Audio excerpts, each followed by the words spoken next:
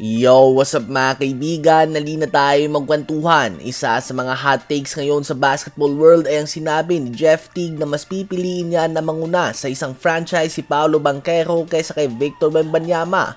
Hot take ito dahil obviously si Wemby nga ang sinasabi na madami bilang susunod na mukha ng NBA at kahit sinong NBA coaches or players ang tanungin mo tungkol sa potensyal na meron siya, lahat ay sasabihin nito na sky is the limit at may chance itong maging greatest of all time kung mananatili siyang healthy.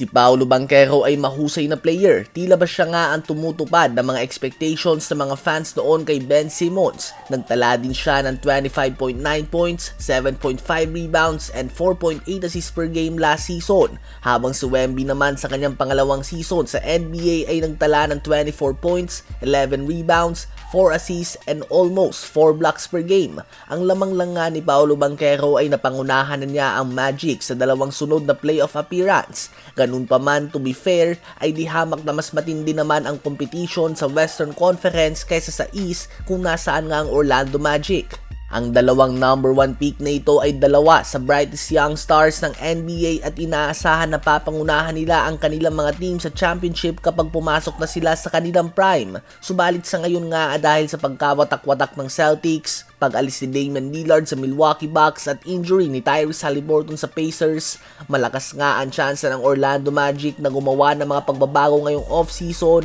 na gumawa ng malalim na playoff run, habang ang Spurs naman ay nag-improve na din nga ang kanilang lineup. Subalit napakatindi nga talaga ng West at hindi pa din magiging garantiya ang kanilang playoff spot. Ano ba masasabi nyo tungkol dito? Ngayon ay tumungo naman tayo kay Ben Simmons. Ang isa pang former number 1 pick ay nananatiling free agent na ibalita na nakipag-usap na siya sa mga team sa tulad ng New York Knicks at Boston Celtics. Sa ngayon sa mga betting odds ay number 1 ang Celtics sa inaasahan na magiging landing spot ni Ben Simmons.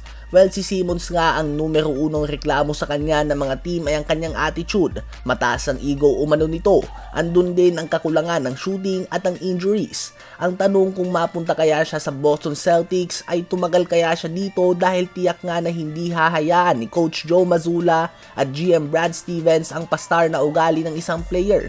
Isa pa ay matanggap kaya ni Ben Simmons na siya ang former number 1 pick at projected noon bilang next superstar at magkakaroon lamang siya ng minimum na sahod and probably manggagaling sa bench. Habang ang number 3 pick sa kanilang draft class Jaylen Brown na nag-uwi na ng championship, Eastern Conference Finals and NBA Finals MVP ay ang star at ang number 1 option ng team at sa sahod ng 53 million next season, 57 million sa sunod, 61 million sa sunod at 65 million sa huling taon ng kanyang kontrata.